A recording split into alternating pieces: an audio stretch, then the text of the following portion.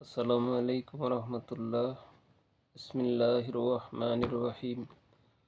ওজা ওজাউজানা বানি ইসরাঈল আল বাহরি ফাআতাউ আলা কওমি ইয়াকুফুনা আলা আসনামিন লাহুম ক্বালু ইয়া মূসা ইজআল লানা ইলাহাও কামা লাহুম আলিহাতুন ক্বালা ইন্নাকুম কওমুন তাজহালুন।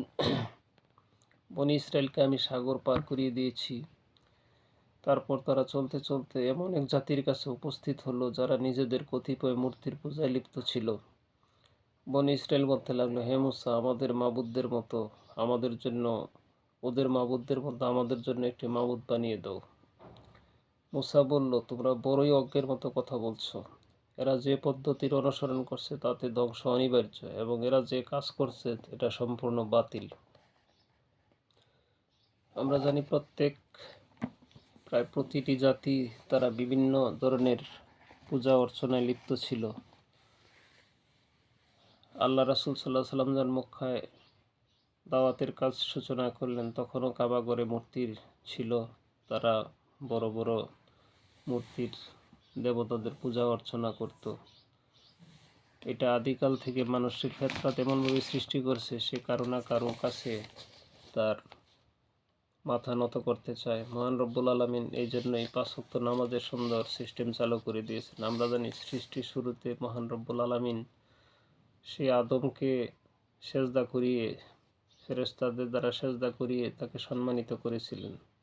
সুতরাং মানুষ এই পৃথিবীতে আল্লাহর গোলামি করবে, আল্লাহর নামাজ কালাম ইবাদত বন্দি করবে, সেজদা দিবে, সেটাই বাঞ্ছনীয়। কিন্তু মানুষ নিজ হাতে মূর্তি তৈরি করে সেটার সামনে সে নিজে ভক্তি শ্রদ্ধা অর্ঘ্য নিবেদন করে। এটা যে কত বড় একটা নিকৃষ্ট কাজ, এটা অত্যন্ত জুলুমের কাজ। আল্লাহ বলছেন, ইন্না শিরকা লা যুলুমুন আযীম। আল্লাহ শিরকের গুনাহ মাফ করে না, সমস্ত কিছু আল্লাহ ক্ষমা করে দেন।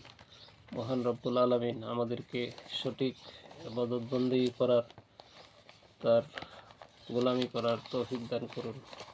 এই মূর্তির কালচার আমরা বিগত দিনে দেখেছি যে আমাদের দেশে জনগণের ট্যাক্সের টাকায় এক ব্যক্তির মূর্তি বানানো হয়েছে। সারা দেশে হাজার হাজার কোটি টাকা ব্যয় করে সেই মূর্তি বানানো হয়েছে।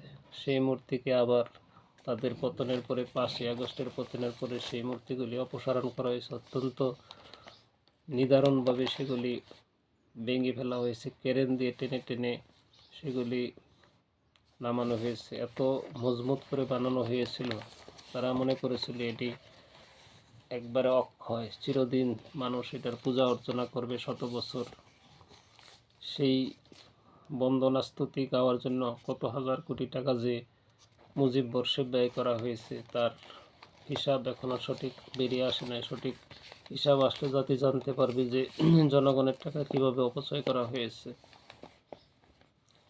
সেই খুনি হাসিনার জন্য আবার কিছু লোক আমাদের দেশে বলতেছে আগেই ভালো ছিলাম। মানুষ এই দেশের কত অজ্ঞ, কত নির্বোধ, যারা এই যুগে, আধুনিক যুগে, এই একবিংশ শতাব্দীতে এসেও সেই মাটির তৈরি মূর্তির পূজা করতে চায়, বাপের দাদার পূজা করতে চায়, তাইলে তাদের রুচির কতটা বিকৃতি ঘটেছে। এবং আপনারা জানেন যে রিসেন্টলি আমাদের দেশের লোকজন ঢাকায় জড়ো করা হয়েছিল, বলেছিল যে তাদেরকে ১ লক্ষ টাকা করে লোন দেওয়া হবে।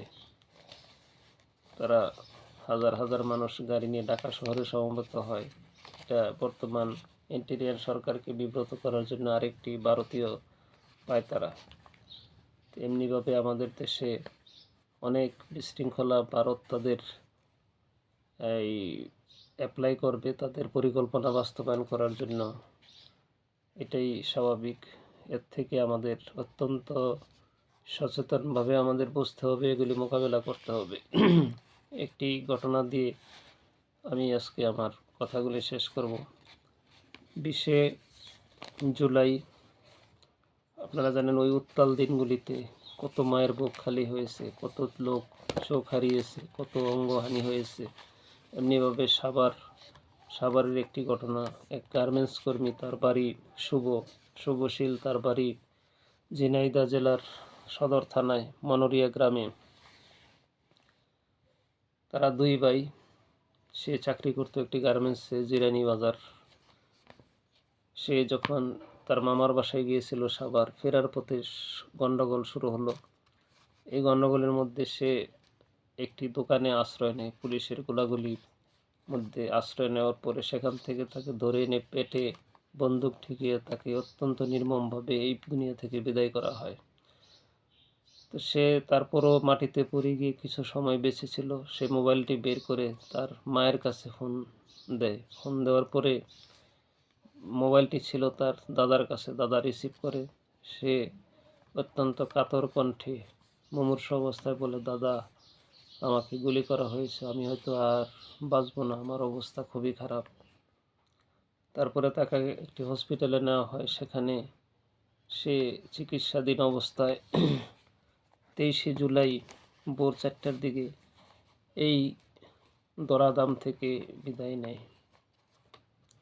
অত্যন্ত করুণ সেই দৃশ্য। তার মা বলেছেন যে আমার ছেলে বারবার একটু জল চেয়েছিল, কিন্তু আমি তার মুখে একটু শেষ জলবিন্দুটি দিতে পারিনি, কারণ ডাক্তারের নিষেধ ছিল তাকে একটু পরে অপারেশন থিয়েটারে নেওয়া হবে।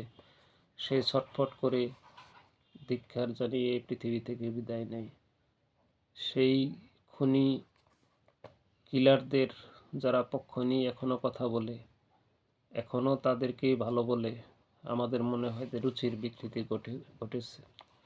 হাজার হাজার মায়ের বুক খালি করেছে, হাজার হাজার মানুষকে পঙ্গু করে দিয়েছে। দেশের লক্ষ হাজার কোটি টাকা পাচার করে বিদেশে তারা পাড়ি জমিয়েছে, বিলাস বেসন তারা জীবনযাপন করছে। এখনও তারা পৃথিবীর বিভিন্ন জায়গায় ছড়িয়ে ছিটিয়ে তাদের সেই কাঙ্ক্ষিত জীবনযাত্রা নির্বাহ করে চলেছে। তো এদের পক্ষে কথা বলা, সেই মুশরিকদের, সেই সৃষ্টির শুরুরা থেকে সে মুসা আলাহ সাল্লামের কম, ইব্রাহিম আলাহ সাল্লামের কম, সে মক্কার জাহেলদের কওমেদের মতোই আমাদের আচরণ। আমরা কি আর ফিরব না? আমাদের সচেতন হওয়া দরকার। আমরা যেন সঠিক পথে ফিরে আসতে পারি। আমরা যেন এই জমিনে আল্লাহর হুকুম হাকাম কায়েম করতে পারি। আল্লাহ আমাদের তৌফিক দান করুন। আমিন। আসসালামু আলাইকুম রহমতুল্লাহ।